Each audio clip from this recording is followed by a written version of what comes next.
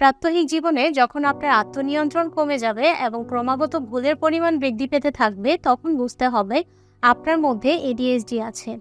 এডিএইচডির পূর্ণরূপ হলো attention deficit hyper active disorder. এটি একটি নিউরো ডেভেলপমেন্টাল অবস্থা যেখানে একজন ব্যক্তির আচরণগত সমস্যা দেখা দেয়। চলুন জেনে নিই এডিএইচডির 3টি লক্ষণ।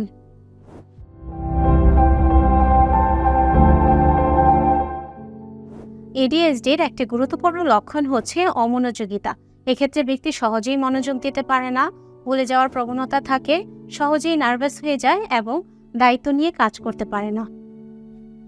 এডিএইচডির আরেকটি লক্ষণ হচ্ছে অস্থিরতা। এরা কোনো কাজ চিন্তাভাবনা ছাড়াই করে ফেলে, সহজেই অধৈর্য হয়ে যায়, সেলফ কন্ট্রোল অত্যন্ত লো থাকে এবং ইনডিসিসিভনেসে ভুগতে থাকে। এডিএইচডির তৃতীয় লক্ষণ হচ্ছে হাইপার অ্যাক্টিভিটি বা অতি সক্রিয়তা। এরা ক্রমাগতই কোনো স্কুল, শিক্ষা প্রতিষ্ঠান অথবা চাকরি প্রতিষ্ঠান পরিবর্তন করতে থাকে। এদের মধ্যে অনাগ্রহ এবং অসাবধানতা খুব বেশি দেখা যায়। আমরা প্রত্যেকেই কম বেশি এডিএইচডির এই লক্ষণগুলোর সাথে পরিচিত।